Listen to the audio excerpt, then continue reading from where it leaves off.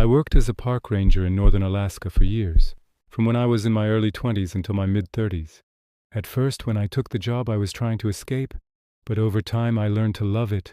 The endless wilderness, the snow-capped mountains, the muffled way everything sounded during blizzards. With no light pollution, the stars up there look like tiny chips of diamond, and during the winter the northern lights roll in, twisting and shimmering in strange alien colors. But a few years ago, things got much worse. People up here have started to go missing at an alarming rate, and I started having strange experiences around the park and the nature preserve. One of the strangest parts of my story started on a freezing, dark night in 2018. I was on a snowmobile out in a terrible blizzard. The conditions were nearly to the point of being impassable. The snow was falling so thick and fast that it looked like a moving, shimmering wall of white on all sides of me. Another ranger, a huge, lumbering man named Ace Acosta, pulled up behind me on a second snowmobile. I looked at him, standing 6'6" with majestic peaks stretching up into the night sky, and thought about what a great picture this would make. As I was looking around, I saw the faint tracks in the snow. Ace's snowmobile lights were pointed in their direction, and I had been standing almost on top of them without realizing it, which is fairly easy to do when a few inches of snow are falling every hour. At first, I thought it was the frozen tracks of an injured animal. I saw the drops of blood soaked into the superficial ice first. Following their direction with my eyes, I realized there were footprints pressed into the frozen crust, leading away from me and towards the flat stretch of the tundra. I squinted, getting down on my knees and leaning inwards. I didn't want to trample the tracks. I quickly realized I was looking at human footprints, naked human footprints. But who would be out here in December in 40-degree winds without shoes? They would die rapidly out here. Just for me to drive across the tundra on a snowmobile required me to wear 3 jackets, long johns, snow pants, thick jeans, a ski mask, and multiple layers of socks and gloves with hand warmers. I wore special waterproof boots with composite toes that wouldn't freeze like steel toes. And despite all of this, I was still cold. I moved forward and saw handprints mixed in with the footprints, all of them bloody. The ice was thick enough to slice open human hands and feet, undoubtedly. The logical conclusion was unshakable. Someone had crawled through here, maybe naked on all fours, and their frozen body would be somewhere up ahead. I sighed, turning to Acosta. He still stood in the same position, his face covered in a red scarf with only his eyes showing. I saw one ice-covered eyebrow raise questioningly. "I think we got us a body somewhere nearby," I said, getting back on my snowmobile and starting it. He did the same. "What kind of freaked-out tweaker would be walking around here without clothes on?" Ace asked in his deep baritone. "Man, I need a hit of whatever that guy's on. I've got 2 sweaters and 2 winter jackets on, and I'm still cold." Kelton, What do you say?" He started elbowing me jokingly. I frowned, not responding. Ace always had a smart aleck remark. He was next to me when I was interviewed for this job originally, down at the recruitment center in Washington State. The old lady doing the interviewing was a bloodless, angry-looking specimen of a woman with huge glasses that magnified her eyes twice over. She spat out each of the questions like a drill sergeant talking to fresh meat in the army. "Are you a member of any organized religion?" she had asked brusquely. Ace shook his head. "No, ma'am, but I am a member of a disorganized religion," he said. "We call ourselves the servants of the old ones. We're waiting for the ancient reptilian gods at the bottom of the ocean to awaken. So far, however, they haven't responded to any of our texts." I thought about this as I revved the engine twice, a sign that I was about to pull off and that he should stay close. We took off, going slow and following the tracks as close as possible without destroying them. But the tracks just kept going, the bloodstains seeming to grow fainter as we moved forward, and strangely enough, the distance between the hand and footprints also started to get longer, as if someone were running on all fours and speeding up. We were nearing the beginning of the forest of evergreens when I saw a white flash just up ahead. The thing that ran from us was humanoid, but I knew at once that it was no person. It ran on hands and feet, totally naked, its skin a pale, lifeless white color. It turned its head towards the lights of the snowmobiles briefly. I saw a hairless creature with skin that clung tightly to its simian body, its lips permanently pulled back from its mouth as if they were eaten away. Underneath it showed mottled black and red gums covered in thick clotted blood. Its nose appeared as little more than two irregular holes, and its eyes, they reflected the light of the snowmobiles, like the eyes of a raccoon or a possum. They were huge and sunken in its starving, monstrous face, and I saw what was leaving the bloody trails. The creature was, as far as I could tell, totally uninjured. In its permanently grinning mouth, between rows of crooked, sharp, blood-stained teeth, it held the body of an infant. The baby's head lolled from side to side, the neck seemingly broken, and blood dripped constantly from its mouth and nose. It had deep puncture marks in its tiny parka, half rings of teeth marks that must have broken its ribs. The bloodstains on the snow were becoming fainter, because the heart was no longer pumping in the body of the one leaving them. I had a loaded rifle inside my snowmobile and kept a 12-gauge shotgun slung around my back, mostly in case of bear or moose attack. I always kept the shotgun loaded with slugs, which were, in my experience, the most versatile ammunition for stopping any large animal. The .308 might take down a polar bear, at least with a good headshot, or it might just piss it off on a bad day. But a shotgun slug to the head or heart will stop any bear or moose in its tracks. Of course, this was no polar bear ahead of me. For all I knew, it was something far worse. I looked down at the speedometer to see I was going 20 miles an hour, in the dark, in a blizzard. And yet this strange humanoid creature was still losing us, its seemingly never-ending store of energy still sending it forward at a superhuman speed. Its pale, bony legs and arms pumped back and forth so fast that they were just a blur. It kept its sharp teeth around the nape of the dead infant's neck, like a mother cat carrying its young. I kept one hand on the steering wheel while trying to free the strap of my shotgun over my head. I slowed down below 20 and the creature responded by going even faster. It was making a break for the mountain forest that started only a few hundred feet away. I got the gun free and quickly stopped the snowmobile and raised it. I centered the sights, taking a deep breath to steady myself, and fired. I missed, though I don't know by how much. Shotguns had the drawback of being significantly less accurate at further distances than the rifle. But by the time I got the .308 out, I knew the creature would have long since disappeared in the thick brush and trees. By this point, Ace had also stopped and opened fire, but the creature had already gone. God damn, Ace screamed. And that was one fast motherfucker. I can't believe he got away after all that. I heaved a deep sigh. I think we better go find out where he got that baby from, I said. We might have a lot more corpses on our hands than we realize. We found a radio in the snowmobile and messaged in what had happened, or at least the basic gist of it. I left out the part about naked, half-human abominations and said that it was an unknown animal. There wasn't much law enforcement up in these parts because, hell, there were barely any people. The rangers as well as fish and wildlife agents regularly worked with the police officers in small towns, at least those that had police officers. Dozens of the local tribal villages had no police at all. These people would come to forest rangers and fish and wildlife agents most of all, and were always some of the county's friendliest and most helpful residents. By the time we got back to the original blood-stained footprints, the snow had covered up the tracks completely. However, based on the direction that the creature had been going and where the tracks had come from, I thought I knew where it might have started. Following the path in a nearly straight line led to the Lutna Peak Trailer Park. Ace and I drove off at max speed across the rolling hills and flat plains, the snow coming faster and heavier now. They say Eskimos have dozens of words for snow, and after being a ranger up here, I can say I've seen every variation of it 1,000 times. This was turning into the kind that was wet with huge flakes and tended to stick to everything. We would probably have to find refuge soon, especially if it got any heavier. I heard the screaming before I saw the commotion.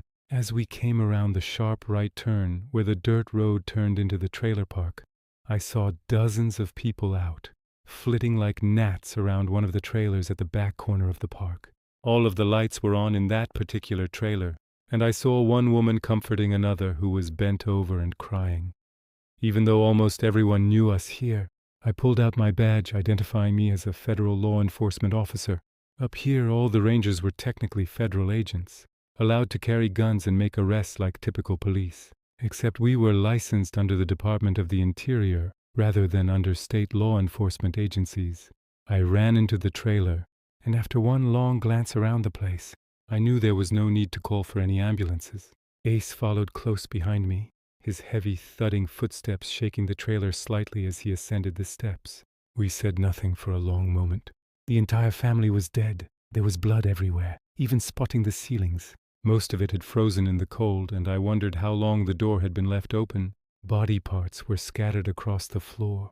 An arm in the corner of the room, a head standing up on the kitchen counter, even a random tooth embedded into the sheetrock. The savagery was brutal, and the amount of strength required to carry out such an attack must have been extraordinary. I think we're going to need a lot more people on this than just me and you, Ace said. I nodded, already bone-tired and with so much more work to do tonight before I could go to sleep. We phoned both state and federal authorities in the area. Since much of the land was tribally owned, we had to deal with multiple branches. Eventually, we got CSI out there in the middle of a snowstorm, though they had to come from over 3 hours away. We just secured the scene while we waited, constantly being brought into neighboring trailers where townsfolk would tell us the latest gossip. They also brought us hot coffee and tried to milk us for any information we might have, as they usually did in such situations. No, Maggie. Honest? Ace was saying to one old lady wrapped up in an ancient fur coat. I don't know any more about it than you do. You can be sure that you'd know if I did. By that point, police cars were slowly pulling in, one by one. Ace and I told them a simplified version of the night's events, said goodnight, and left the scene to them. I went home and took a scalding hot shower, trying to force the night's coldness out of my bones. Then I slept deeply, though I had nightmares of that creature's face turning to me, holding a dead baby in its mouth and marking me with its emotionless, reflective eyes. I didn't know it then, but that would be the last time I would sleep in a bed for many days. The state police assigned us an officer the next day, stating they wanted an official representative of their interests involved in the case. It was by this point a fairly high-priority case. We didn't even have many assaults or robberies up here, less likely murders, and the murder of an entire family really stirred up the locals. The fact that the CSI techs couldn't make heads or tails of it made it even worse. They hadn't even agreed on whether it was done by humans or animals, or a combination of the two, like men with fighting dogs who went berserk. With no leads, they wanted us to go back to where we had seen the creature the previous night and see what we could find. The police officer who would be tagging us, a woman named Officer Melinda Jansen, had the look of someone who just started a new job and doesn't realize how terrible it is yet. She was all bright-eyed and bushy-tailed, and when she shook my hand, she nearly crushed the bones together under her iron grip. I saw Ace wince slightly when he shook her hand too. When she turned her back, he looked at me with one eyebrow raised as if he were saying, "What can you do?" It didn't take us long to find the spot from the previous night. When we got close to the forest where the creature disappeared, I saw a branch that had been hit by a shotgun blast and knew we were right on the money. In the daytime, I saw that there was a slight, curving trail through the trees here, maybe an old deer trail. It was just wide enough for us to take our snowmobiles through if we went slow. Occasionally, I would have to get off, being in the lead, and move large branches that lay across the path. But overall, it was faster going than I had expected. The trail followed across the top of a rolling hill, went down and then spiraled up around a mountain. We were high now, at least 7,000 feet above sea level, and the view went for hundreds of miles. It was breathtaking, seeing the frozen white landscape below us, mountains lining one horizon and the Arctic Ocean on another. A couple 100 feet ahead of us, however, the trail just stopped. I saw an opening in the mountain. Slowly bringing my snowmobile up, I looked into it and saw what looked like naturally formed stone hallways. The halls sloped down at a steep angle without stairs. An eerie silence radiated from the gradually thickening darkness. The other two snowmobiles cut out right behind mine, and Officer Gansen came walking up, flicking on her LED headlamp. Immediately, I saw a strip of light blue cloth. I walked forward, bending down to confirm what I had already suspected, that this was a piece of the missing infant's clothing. That looks like more than enough cause to me. "Let's do this," Jansen said. "I'd like to be back before sundown." She kept walking without waiting for confirmation. Ace and I slung on our packs and turned on our headlamps. I tried using the radios and sat phone to share our location, but neither was working. The bright artificial lights showed that the natural stone walls of the hall just kept on descending into the mountain. A warm breeze blew past me, an acrid sulfuric smell following in its wake. This is just a body recovery mission at this point, I whispered to Ace, giving Officer Jansen a wide space so I could talk. So why are we potentially risking our lives here? We should be waiting for backup. We both know that the infant is dead and has been for a while. You know what I think? Ace whispered conspiratorially, before a low shriek stopped us all in our tracks and ended conversation. I never did get to hear what he thought. By this point it was much warmer than it had been outside, and I had the urge to start stripping off jackets. The shrieking had intensified, and was now being answered by dozens of others that surrounded further away in the stone halls.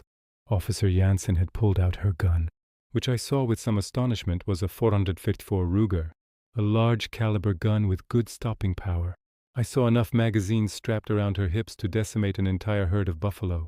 I also pulled off my shotgun, making sure it was filled with lead slugs. Do you have any idea what we're up against? I asked her.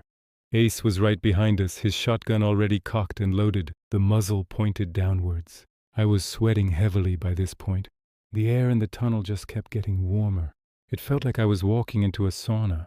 Thin clouds of mist and droplets of hot condensation clung to the smooth granite ceilings. The hole continued to descend at the same steep rate, but now I could see something at the bottom. Light. Not much more than you, really, Officer Jansen said with a slight sneer. My only advice is to shoot first and ask questions later. Kill anything that moves. This place has taken a lot of people already, people who were too fat and slow to watch their own backs. I squinted as I examined the lights. They seemed to emanate from some sort of organism growing on the stone surface. It wasn't electrical lights, and it certainly wasn't natural sunlight. It glowed like the lights of millions of fireflies, a purplish blue color that painted the granite floors and walls in a totally different light. We were walking as quietly as possible by this point, but I still hadn't seen anyone. We reached the bottom of the stone halls, where strange mushrooms glowed in the darkness, their mycelium giving off that black light color everywhere as it stretched across the threshold of the opening. I turned off my LED, seeing my comrades do the same, then poked my head through, looking back and forth. I saw more of those creatures from before, their lips missing, their skin pale, their eyes huge and rabid. They constantly twisted and snapped their heads to the left or right, as if hearing something only they could perceive. Two were dragging an elk that had been mutilated and torn down the middle. Another was dragging an old man's dead body forward by the upraised legs. I saw the old man's head was missing, his wrinkled hands trailing behind the body.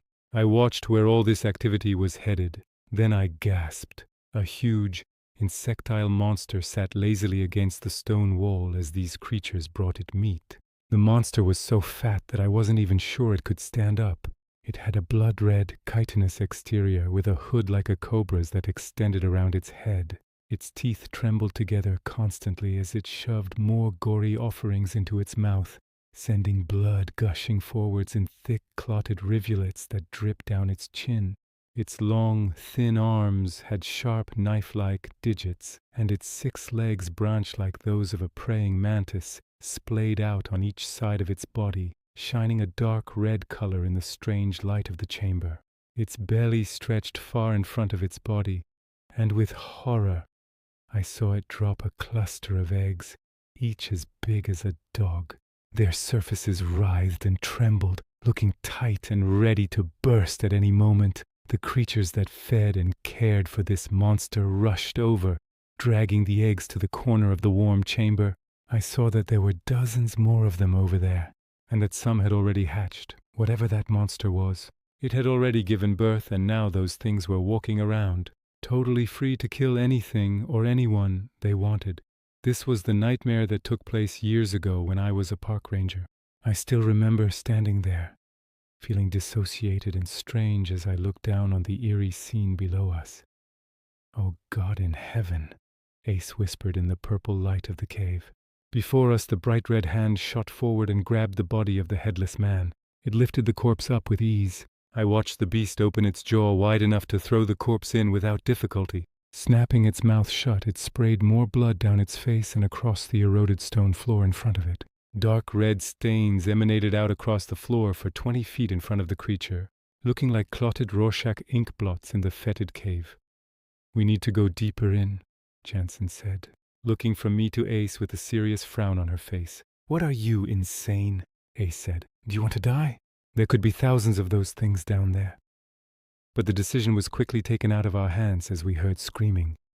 A young, high-pitched voice. We all looked down at once and saw the white humanoid mutants dragging out a young boy, one that I recognized from pictures on the trailer park crime scene wall. He had cuts and scrapes all over him and was shivering, either from hypothermia or fear or both, but he was alive. His eyes were huge as he was dragged forward by his small hands towards the great red insectile beast in the corner. "God damn it," I whispered, looking at Ace and Jansen. "Okay, Jansen and I will take point positions. Ace, you guard the rear. We will form a triangle and start shooting. When one reloads, the other two cover. Ace, you'll need to swing back and periodically check our backs to make sure there's no ambush. Now let's go." They didn't question my command. Neither of them had time to. To save the boy, we needed to move immediately. We started down the smooth stone floors, only a couple 100 feet away from unknown numbers of enemies. I fired first, aiming my shotgun at the group of mutants nearest to me as quickly as I could pull the trigger. The first shot blew the chest of one open, kept going, hit another in the leg, and ended up blowing chips of stone from the wall behind them. I saw it all in slow motion, my adrenaline pumping and the heightened awareness of battle taking hold. The second shot hit the nearest one in the head. It exploded like a shattering vase, bits of blood and bone flying out in all directions. I saw the one holding the boy drop as Jansen hit it with a shot from the Ruger. It was an amazing shot, missing the boy entirely and taking off the head of the creature. It looked fairly risky, especially with a pistol, but I could tell she had experience and marksmanship. And yet, personally, I would never have tried from that distance with a hostage in tow with anything less than a rifle. The chance of blowing the hostage's head off seemed far too great. It made me wonder about her impulse control and risk-taking mindset. Who was this woman, after all? The white mutant continued holding the boy's hands for a second, standing on its feet as its mutilated, half-destroyed head kept pumping sprays of blood in the air. Then it fell, crumpling slowly to the floor. The black beast in the corner appeared enraged by this point. It gave off a banshee wail that sent out powerful blasts of sound, rising and falling in distinct waves. It sounded like a choked, much deeper version of a steam whistle. Instinctually, I wanted to drop my gun and cover my ears to stop the painful shrieking. It seemed even louder than the gunshots, something I would have said was impossible before hearing it. And worse than all that, the beast was rising to its feet, while it looked fat and slow, and while I knew it to be full of eggs since we had seen it lay some, it turned out to be much faster than all that would have suggested. It had a huge blood-red belly, but it moved with the grace and speed of a cat. It rose on its 6 legs, its upper body sticking up from the lower insectile carapace like some sort of demented centaur. Its branched legs skittered forward in a centipede-like motion that gave me an instinctive revulsion. But it wasn't running towards us. It was moving away from the gunfire towards a huge entrance. As it went, it grabbed the boy with its inhumanly long, thin arms. I feared it would open its giant maw and pop him inside, and that would be the last we would ever see of him. But it didn't. It disappeared, making that shrieking steam whistle cry as it went. My ears were ringing so badly from all the gunshots, the echoes of the gunshots and the cries of the beasts, that I was afraid I had gone deaf for a moment. Ace stood in front of me, moving his lips, but I couldn't tell what the hell he was saying. "What?" I screamed. My hearing slowly returned. "We have to follow the boy," he said. "We can't lose his trail." I knew he was right. The existence of a live hostage had totally changed the situation. We had no backup coming and no way to call for help. We would have to take him ourselves. It seemed an insane proposition, and the creatures here vastly outnumbered us. But letting a hostage die was not an option. "Yeah, no shit," I said glumly. I sighed deeply. We had more ammo in the snowmobiles. I had filled my pockets with extra slugs, but I hadn't expected this. Ace was likely in a similar situation. We faced the choice of either going back and trying to grab as much ammo as we could, and possibly losing the hostage, or going forward and running the risk of using up all our ammo. Which was, after all, a risk either way, since we had no idea how many of those things lived in the tunnels. I saw the same thoughts running through Ace's mind as he looked back towards the snowmobiles, then forward to the tunnels. "Let's go," I said, motioning for us to go forwards. "We can't risk losing the trail." We'll put breadcrumbs down as we go, metaphorically. Slice off tiny pieces of a jacket or something so we can find our way back. Based on how many of those goddamn things I saw, he responded, I think we'll be able to just follow the empty shell casings alone. Jansen had already started running forwards by this point, and we had to sprint to keep up.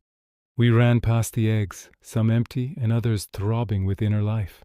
I saw the one nearest to me pulsating with blood-red veins, a thin, luminous skin revealing the silhouette of a monstrous insectoid creature inside. It writhed and squirmed, twisting its 6 legs and pushing against the membrane that kept it entombed within the egg from time to time. Soon I knew it would push through.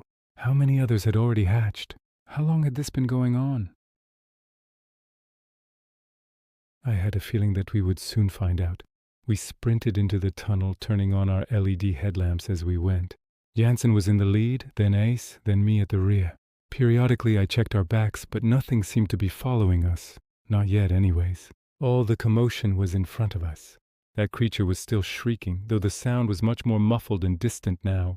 To my horror, I heard dozens of responses from all around, deeper in various tunnels that branched off from the main chamber or from this one. Some sounded very far away and barely audible, but others seemed much, much closer.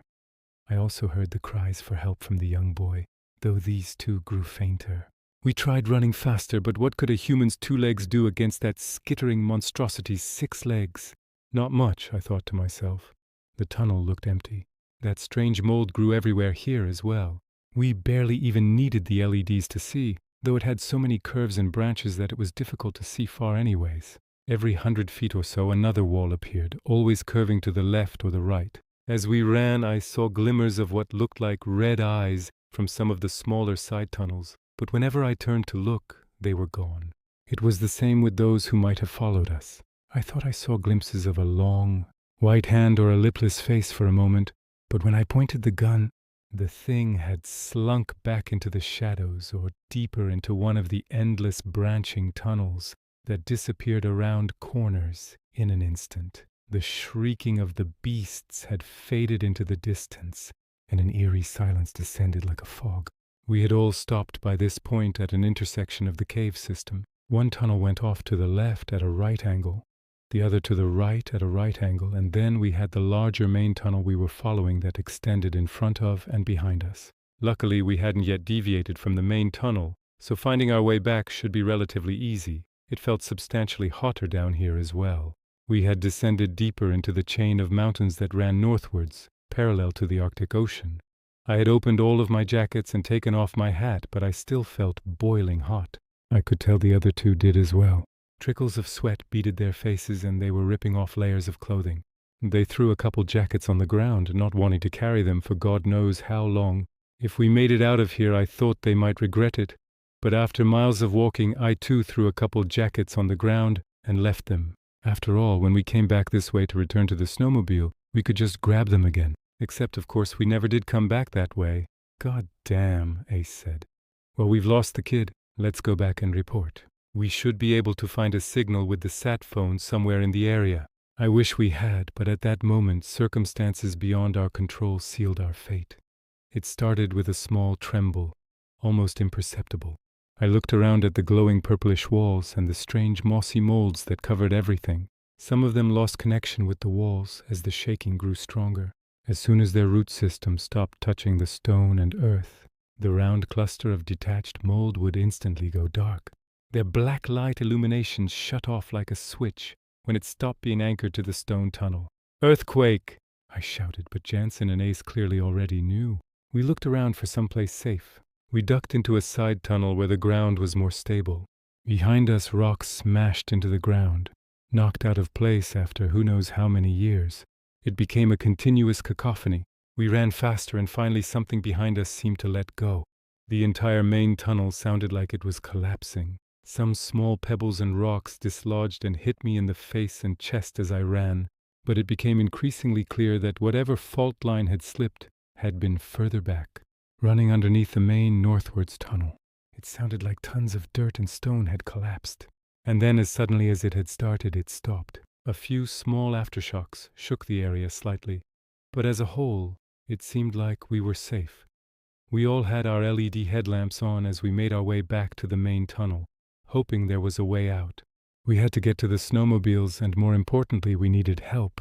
There might be more people imprisoned or taken hostage down here for all I knew. Is everyone okay? I said. Fine, Jansen said, wiping dirt off her face. A small trickle of blood ran down her forehead. Jesus, the main tunnel, Ace said, walking slowly out of the small tunnel we had sought refuge in. Look at it. I came up behind him, unsurprised to see tons of rock spilling out towards us, with smaller boulders and pebbles nearest and huge pieces as tall as a man appearing further in. We're going to need to find another way back, I said. We can't go back, Jansen said. There's a hostage in here. And how do you expect us to find him? Ace asked. These tunnels could go for 100 miles in every direction for all we know. I felt another tremble below our feet as a small aftershock passed through the area, sending a few smaller stones rolling and tumbling around us. But we had come this far after all. We're going to get that kid back, I said.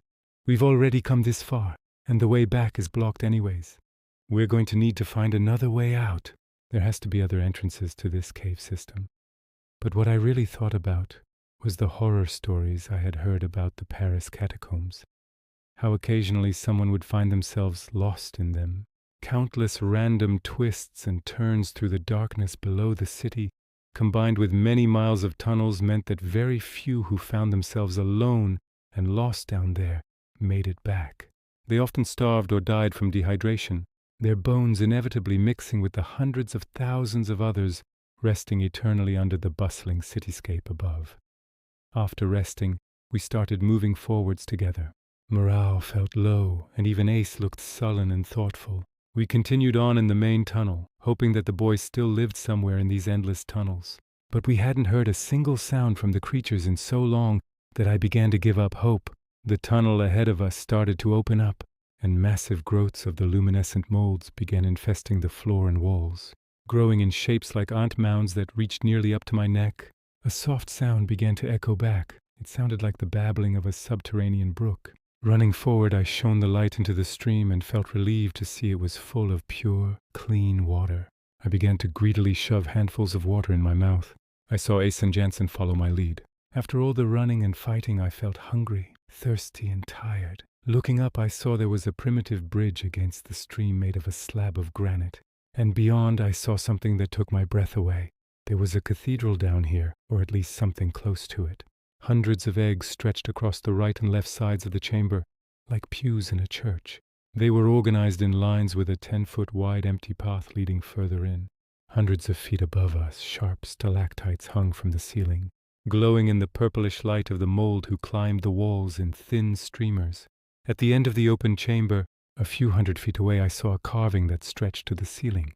Hewn from pure stone, it showed one of those insectile egg-laying monsters. It showed it standing up straight with its thin, branching arms stretched out to the ceiling above it, its oval eyes wide and its huge mouth stretched open wide to show its countless predators' teeth. Below it, I saw one of the white humanoid creatures. This one wore a coarse brown robe, the first one of its kind I had ever seen clothed. It was so still. I thought it was part of the carving at first, that they had created a religious icon showing these creatures serving their great and horrible masters. But then it turned towards us.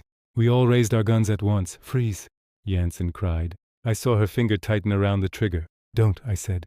It's unarmed, wait. I felt eyes on me from all around me, but when I turned to check our backs, I saw nothing. We started walking forwards towards the robed mutant. As we got closer to the front, I saw more and more of the eggs appeared empty. The ones in the back all had life inside, life that pushed against the thin membranes and whose legs skittered eerily in the amniotic fluid they breathed. Why should we let it live? Jansen objected angrily under her breath as we moved forward in unison. These bastards killed that family and who knows how many others. When I think back to all the unsolved missing persons cases in this county, I knew what she meant. The same thought had occurred to me. How many people had these creatures killed? The mutant in the brown robe stood there, his lipless mouth forming a cold sneer as he looked me up and down. Its strange eyes seemed to bulge from its emaciated face.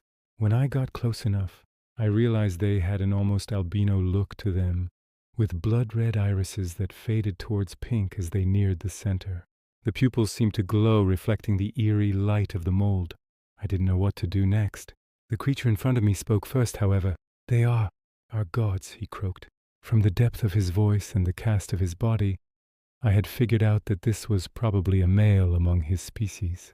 The way he spoke reminded me of how deaf people sometimes sounded when they spoke. The words sounded strange, with random pauses and changes in cadence making it hard to understand at times. But it was definitely English. "Who are you?" I asked. "What is this place?" He shook his head, pointing to the huge carving behind him. "Gods," he said. "We feed, and they protect. They haven't done a very good job so far," Ace whispered in my ear.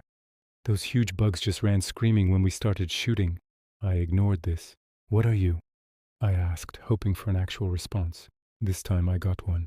"We are the Keepers," he said slowly, thoughtfully, looking up at the huge carving. "And these are necrovores." He shook his head again, an expression crossing his face that looked very human. Was it regret? Fear? "And they're hungry. So hungry." As if on cue, I heard the skittering of many legs behind me. Spinning around quickly, I saw that while we had been distracted, some of what he called the necrovores had surrounded us in a semicircle, cutting off any retreat. These looked much smaller than the original one we had seen, and I assumed they were likely juveniles. "Behind you!" I screamed to my team, but they already heard what I had. I raised my shotgun, firing a slug into the nearest one's curved red face. It went between its eyes, and for a moment I could see a clear hole all the way through behind it to the stone walls surrounding us. Then it crumpled, its legs shaking spasmodically in its death throes, its arms moving back and forth in small arcs quickly, as if it had a seizure in its last dying moments. Dozens of them appeared, and the speed at which they ran at us looked eerie. All I would see was a red blur and the flash of many branching legs, and an instant later I would see one of those abominations flying through the air with jaws opened and claws raised forwards. The guns fired quickly, dropping a dozen in the space of a few seconds, and slowing the ones behind enough for us to have a chance. But they skittered so fast like huge spiders.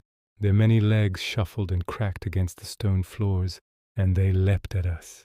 I dodged one, sidestepping it and shooting it in the head with a shotgun blast. Its dark red eyes looked at me from its angular face as a giant exit wound exploded from the back of its mouth. Shrieking, it fell.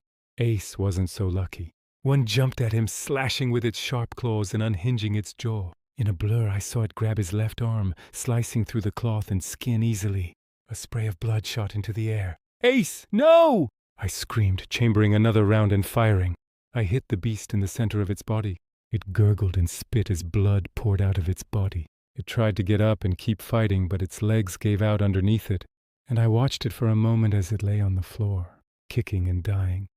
Ace had reloaded and turned, taking down another one with a direct shot. Janssen dropped the last two, and then suddenly, everything was quiet again. Only the ringing in my ears from all the gunfire broke it. I ran over to Ace, looking at his arm. He winced, pulling back his sleeve. I saw a deep gouge mark, the slice cutting nearly to the bone. Blood spurted out in time with his heartbeat, but it didn't look like any arteries had been severed.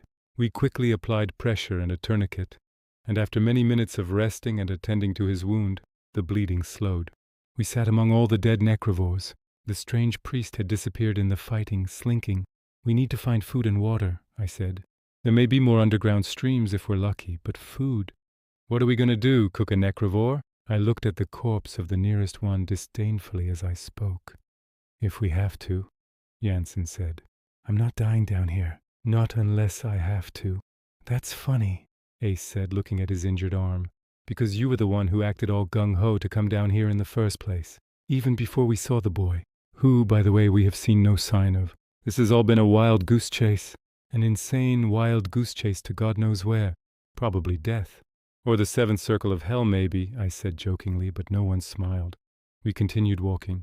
Eventually we heard a soft babbling, and found a small stream running through a side tunnel. We cleaned Ace's wound as best as we could, drinking as much of the clean, clear water as possible. But hunger began affecting me.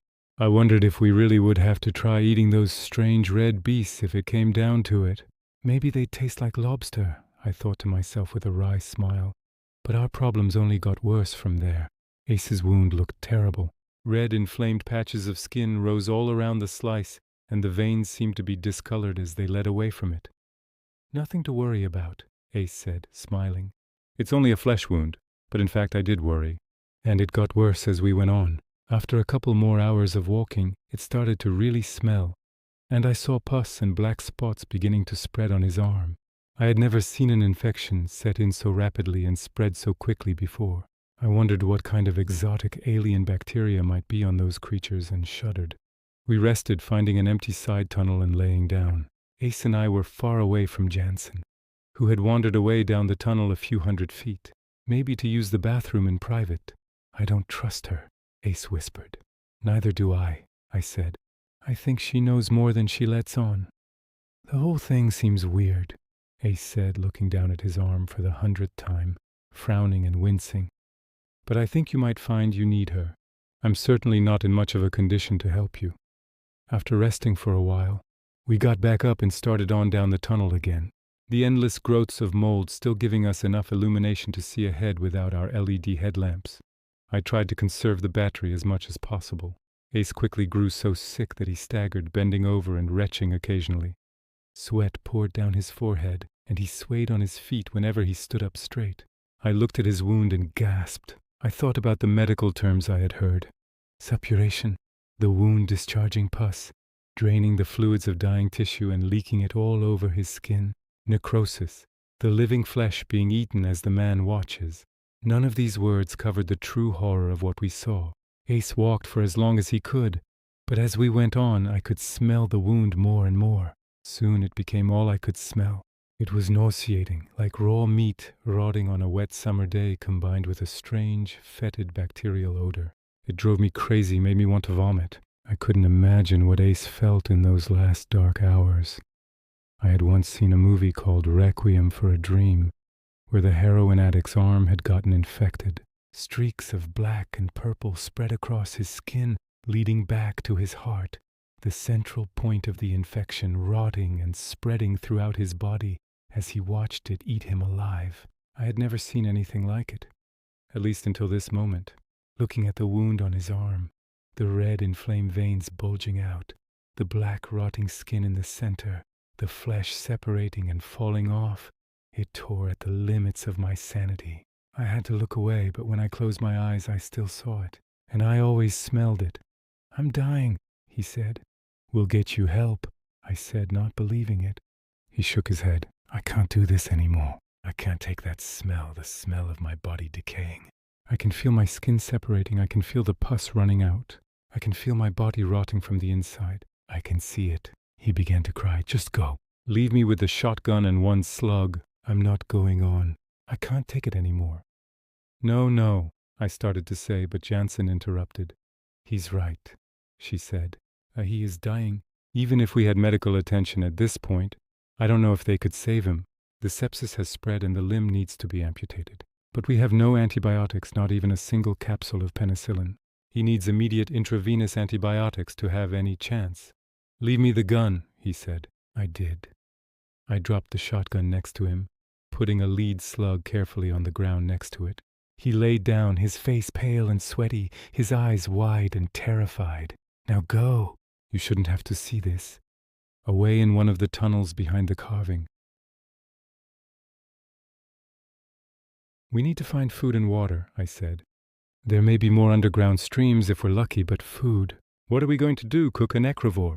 I looked at the corpse of the nearest one disdainfully as I spoke. If we have to, Jansen said. I'm not dying down here. Not unless I have to. That's funny, Ace said, looking at his injured arm, because you were the one who acted all gung-ho to come down here in the first place, even before we saw the boy, who, by the way, we have seen no sign of. This has all been a wild goose chase, an insane wild goose chase to God knows where. Probably death, or the seventh circle of hell, maybe, I said jokingly, but no one smiled. We continued walking. Eventually we heard a soft babbling and found a small stream running through a side tunnel. We cleaned Ace's wound as best as we could, drinking as much of the clean, clear water as possible. But hunger began affecting me. I wondered if we really would have to try eating those strange red beasts if it came down to it. Maybe they'd taste like lobster, I thought to myself with a wry smile. But our problems only got worse from there. Ace's wound looked terrible. Red, inflamed patches of skin rose all around the slice, and the veins seemed to be discolored as they led away from it. Nothing to worry about, Ace said, smiling. It's only a flesh wound. But in fact I did worry. And it got worse as we went on. After a couple more hours of walking, it started to really smell, and I saw pus and black spots beginning to spread on his arm. I had never seen an infection set in so rapidly and spread so quickly before. I wondered what kind of exotic alien bacteria might be on those creatures, and shuddered. We rested, finding an empty side tunnel and laying down. Ace and I were far away from Jansen, who had wandered away down the tunnel a few hundred feet. Maybe to use the bathroom in private. I don't trust her, Ace whispered. Neither do I said. I think she knows more than she lets on. The whole thing seems weird, Ace said, looking down at his arm for the 100th time, frowning and wincing. But I think you might find you need her. I'm certainly not in much of a condition to help you. After resting for a while, we got back up and started on down the tunnel again. The endless growths of mold still giving us enough illumination to see ahead without our LED headlamps. I tried to conserve the battery as much as possible. Ace quickly grew so sick that he staggered, bending over and retching occasionally. Sweat poured down his forehead, and he swayed on his feet whenever he stood up straight. I looked at his wound and gasped. I thought about the medical terms I had heard. Suppuration, the wound discharging pus, draining the fluids of dying tissue and leaking it all over his skin. Necrosis, the living flesh being eaten as the man watches. None of these words covered the true horror of what we saw. Ace walked for as long as he could, but as we went on I could smell the wound more and more. Soon it became all I could smell. It was nauseating, like raw meat rotting on a wet summer day combined with a strange, fetid bacterial odor. It drove me crazy, made me want to vomit. I couldn't imagine what Ace felt in those last dark hours. I'd once seen a movie called Requiem for a Dream, where the heroin addict's arm had gotten infected. Streaks of black and purple spread across his skin, leading back to his heart, the central point of the infection rotting and spreading throughout his body as he watched it eat him alive. I had never seen anything like it, at least until this moment. Looking at the wound on his arm, the red inflamed veins bulging out, the black rotting skin in the center, the flesh separating and falling off, it tore at the limits of my sanity. I had to look away, but when I closed my eyes, I still saw it. And I always smelled it. I'm dying, he said. We'll get you help, I said, not believing it. He shook his head. I can't do this anymore. I can't take that smell, the smell of my body decaying. I can feel my skin separating. I can feel the pus running out. I can feel my body rotting from the inside. I can see it. He began to cry. Just go. Leave me with the shotgun and one slug. I'm not going on. I can't take it anymore. No, I started to say, but Jansen interrupted. He's right, she said. He is dying. Even if we had medical attention at this point, I don't know if they could save him. The sepsis has spread and the limb needs to be amputated. But we have no antibiotics. Not even a single capsule of penicillin. He needs immediate intravenous antibiotics to have any chance. Leave me the gun, he said. I did. I dropped the shotgun next to him, putting a lead slug carefully on the ground next to it. He lay down, his face pale and sweaty, his eyes wide and terrified. Now go. You shouldn't have to see this. You don't have to do this, I said, making one last feeble attempt to change his mind. He shook his head. I'm not afraid of dying, old friend. I'm not afraid of suicide. I know some of those Jesus freaks say it ruins your eternal soul or whatever, but I think we both know an infinite God, if he exists, probably doesn't give a damn. Every man owes a death after all, and we'll all get there somehow. But at least I took down a lot of those damn necrovores in the end. Maybe that will be enough to get me entrance into Valhalla. Do you think? I felt a tear creeping down my cheek. Blinking quickly, I brushed the tears away. I think you'll have a front row seat in Valhalla, Ace. Save me a seat. Take care, I said, knowing he could do nothing of the sort. Turning sadly, we walked away, and as Jansen and I went down the tunnel, I heard a single shot of a shotgun blast echoing from behind us. He's gone, I said slowly and sadly.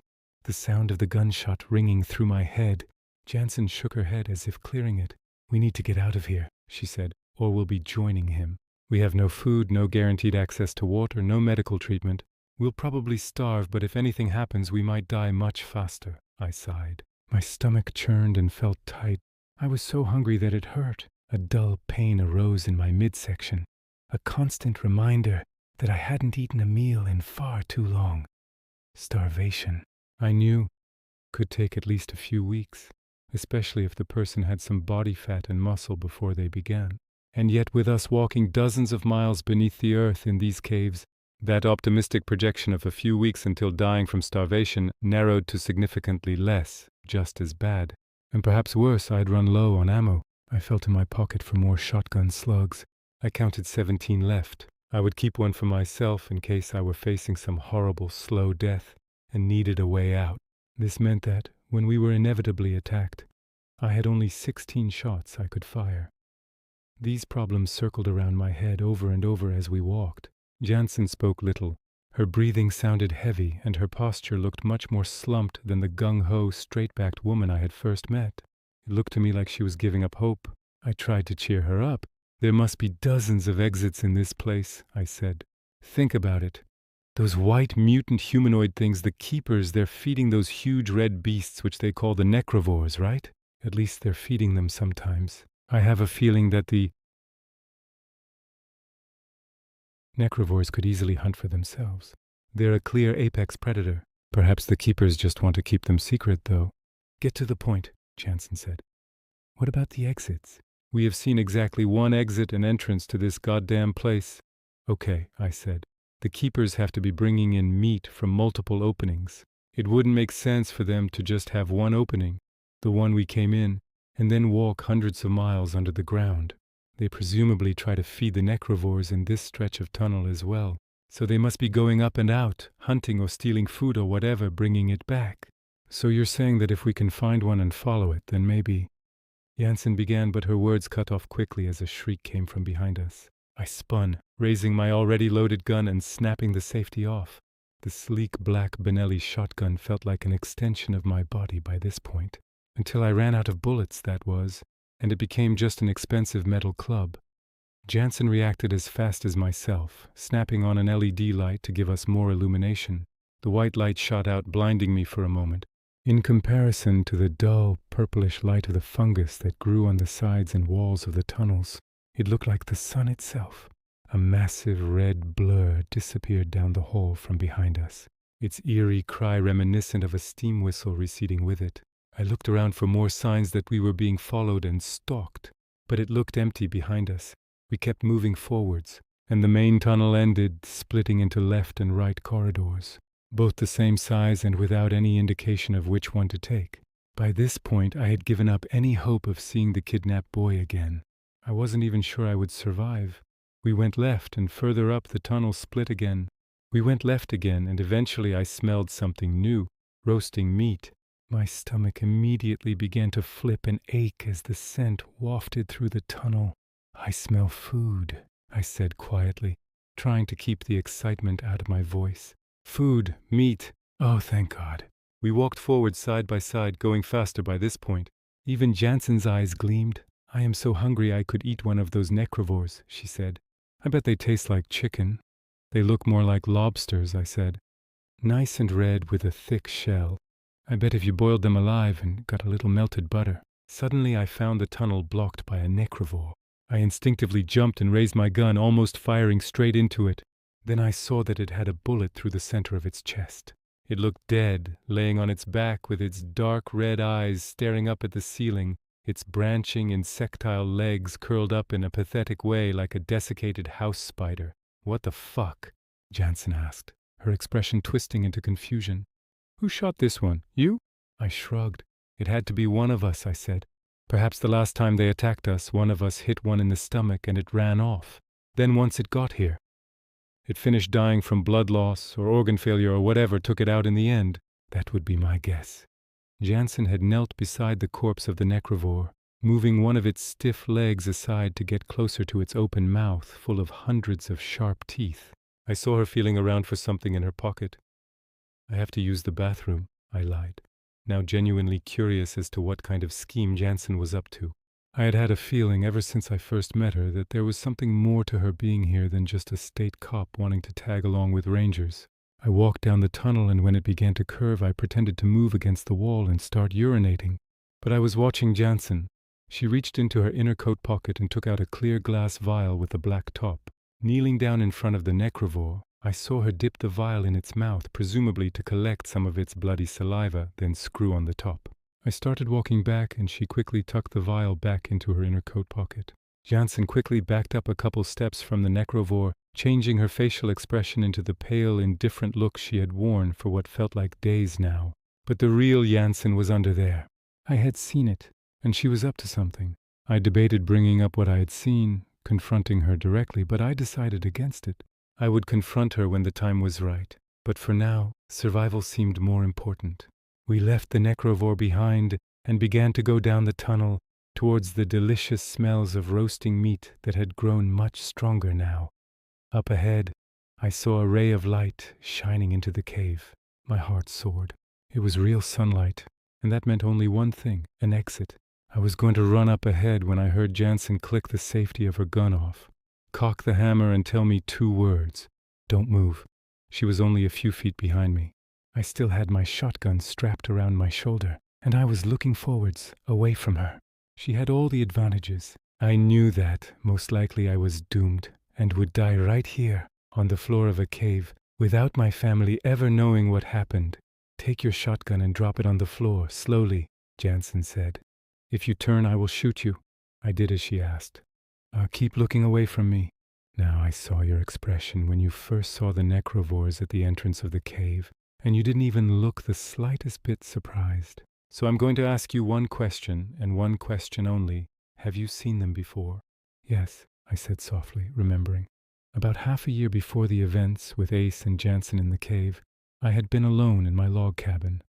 I made a full pot of coffee, cleaned and oiled my guns, and decided to go shooting. After pouring a huge thermos of boiling hot coffee, I grabbed my Winchester 30-30, a beautiful gun with a polished walnut stock. I headed outside, setting up targets to shoot. I'd gone to the dump, grabbed an old air conditioner and a metal trash lid, and I set these up at different distances. Because this was summer, the air smelled fresh and clean. The nighttime had come, and with no pollution and no clouds, all of the stars in the sky seemed to radiate a bright, pure light. It seemed as if blue flames shot out of my gun for a split second.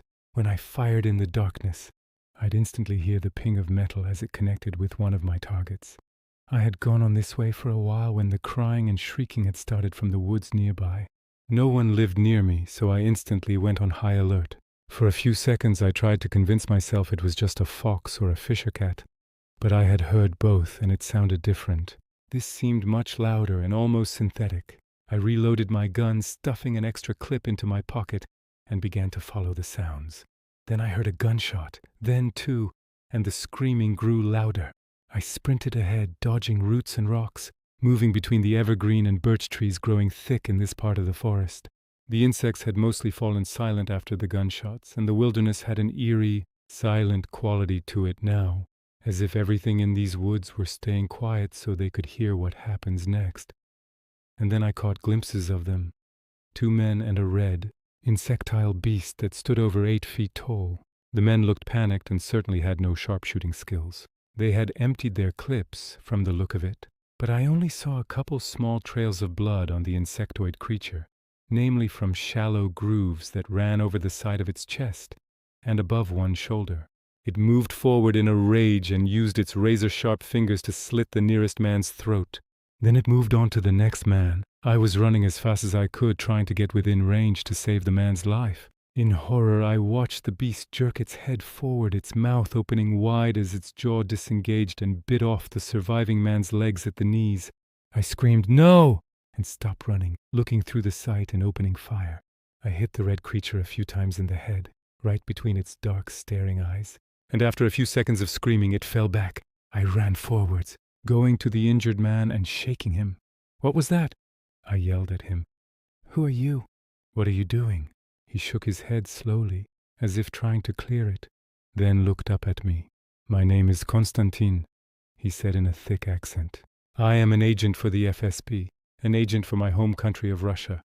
I would not normally tell you this, but I am dying.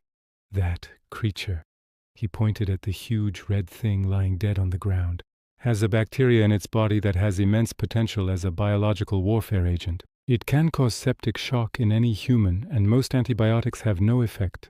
A millionth of a drop of what that creature has could kill a man, and when the post-mortem is done, it will look like just a runaway bacterial infection. Something anyone could get." "Thanks," I said, putting a bullet into his head. Then I buried the 2 Russian agents and the red creature in a single mass grave. The soft Alaskan soil covered them all quickly. No one would have access to any biological weapons from these creatures while I was alive, not if I could help it.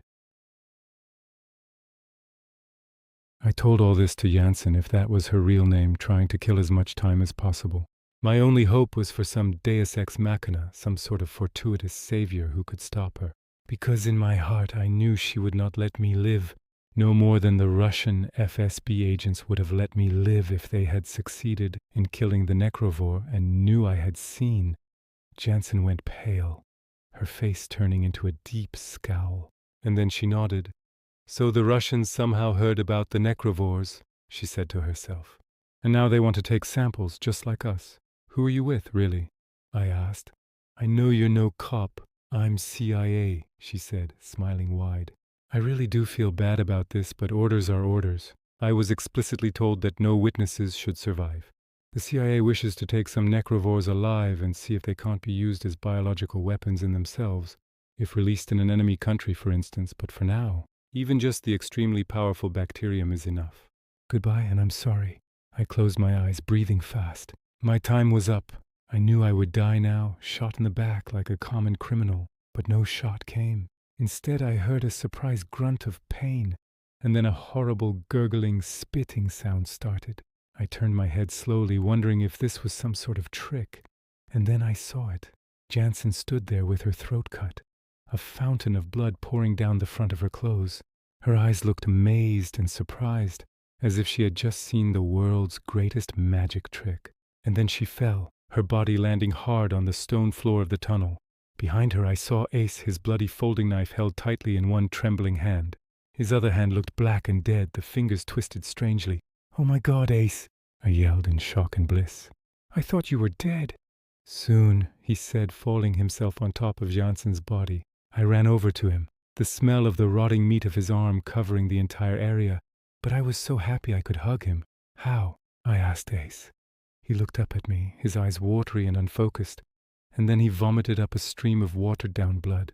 "It fell on the hand of Janssen. I was attacked," Ace said. "At that one single slug, I had to use it to shoot a necrovore that tried to ambush me immediately after you guys left. And then someone started cooking, and I smelled meat. I had made my way slowly in the direction of the smell and found one of those white mutants roasting a deer on a fire. They had stores of food in one room, mushrooms, ferns, meat, and nuts, and it was huge. I hid behind a pile of deer skins, eating as much as I could, waiting to die, sipping some water that trickled down from the ceiling, and then I heard you and Janssen nearby. Your voices echoed. You scared away the white mutant, the keeper, who was cooking. I heard Janssen's confession, and I killed her." He pointed to his arm. The black and purple rot had spread past his shoulder and begun to eat into his chest. "I'm almost done. Almost done. Will you give me peace? Will you do the coup de grace?" I nodded, putting a slug in the chamber. Ace looked up at me, his eyes tearing up, his face reflecting the sadness and uncertainty deep within him. "I'll tell everyone of your bravery. Old friend," I said, pointing the gun at his forehead and pulling the trigger. There was a splash of blood and gore, and then I was alone. I took all the ammo and the gun off of Janssen, which gave me 19 rounds for the Ruger, and then I began to walk towards the sunlight I still saw streaming across the hallway. Praying for an exit, I turned into the room and saw what Ace had seen. A deer roasted over a dying fire, a pile of edible mushrooms on a deerskin in the corner, a pile of fiddleheads next to it, and a variety of edible herbs from the forest on the other side. Some dried, jerky-like meat also lay on a huge flat rock under the sun. I saw with horrifying disappointment that the light came from a small hole in the ceiling, one where the smoke from the fire could escape. There was no way to get up there unless I could transform into a spider. and the hole seemed too small to crawl through anyway. But it still gave me hope. It meant I wasn't thousands of feet below the ground, and that a real exit might be right around the corner. If only there weren't so many branching caverns to get lost in, I thought. I ate well, and then took a deerskin and began to wrap up as much food as I could carry. It was undoubtedly the best meal of my life. After starving in the darkness for so long, even the most tasteless food seemed like ambrosia. I tied the deerskin to a long stick, like a hobo going off to a train, and balancing it on my shoulder, went off by myself. I wandered for weeks, eating as little as I could from the food. I found another kitchen, in which the keepers stored food on the second week, with elk meat and more dried mushrooms stored there, and took what I could. Cold mountain streams flowed through the caves periodically, giving me water to drink. And yet I found no exit, and though I caught glimpses of white hands or red shells behind me, the enemy seemed happy to simply stalk me and watch. Until I neared the end, that was. It came suddenly, a huge archway up ahead past a bend in the cavern. Because it was night, I didn't even realize at first what I saw. But the light of the moon looked so different from the dull, purplish light of the mold that I realized with ecstasy that I must be close to the end of this eternal cave. I started to run, and that was when the ambush was sprung. They came from everywhere, keepers in coarse brown robes and flashes of red from the necrovores surrounding me. The necrovores spat and hissed while the keepers rambled in their strange, high-pitched, yammering language. I dropped my remaining food on the ground, seeing it spill out on the floor in slow motion as my adrenaline spiked. Then in a blur, I had the Ruger 454 in my hand. I ran towards the door, emptying all 6 rounds at those necrovores closest to me. I aimed for their dark red eyes, a technique which had worked well in previous battles. I tried to clog the tunnel with the corpses of those nearest, but the smaller ones behind writhed and wriggled past the twisted, bleeding bodies of their siblings. I was almost at the exit, however. I could feel the fresh air by this point. I felt hands grabbing at me from behind.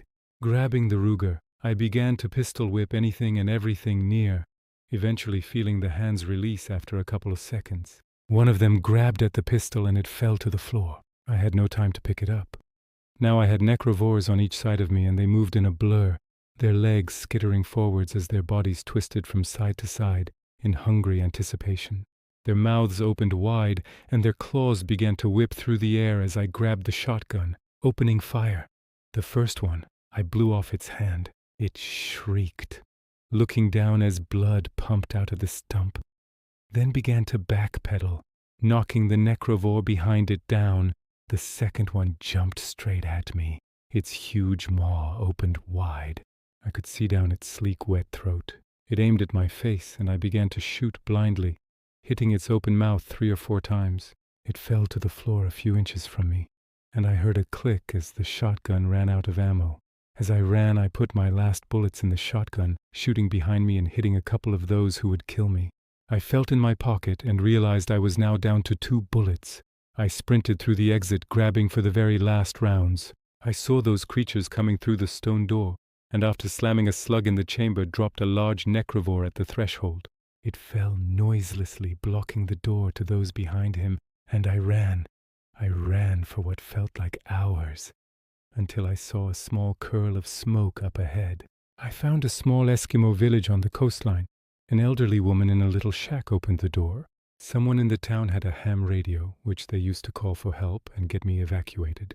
When I first got back and saw myself in a mirror, I was horrified. I had lost many pounds and looked thin and frail, my cheekbones sharp and angular, my haunted eyes sunken deep in my skeletal face. I could count every rib on my chest, and my legs looked like sticks covered in skin. I didn't tell my boss the whole story, or anyone else, for that matter. I had been missing for weeks and mostly said I got lost in the tunnels when looking for a missing boy, which was true to an extent.